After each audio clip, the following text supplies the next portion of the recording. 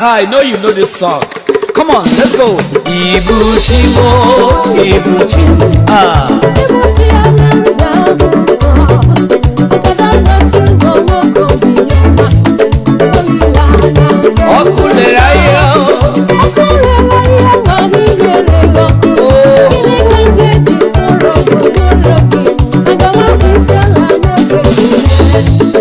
One more time.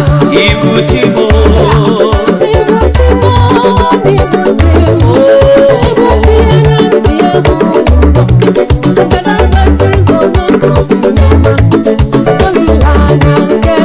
You're doing well. You're doing well.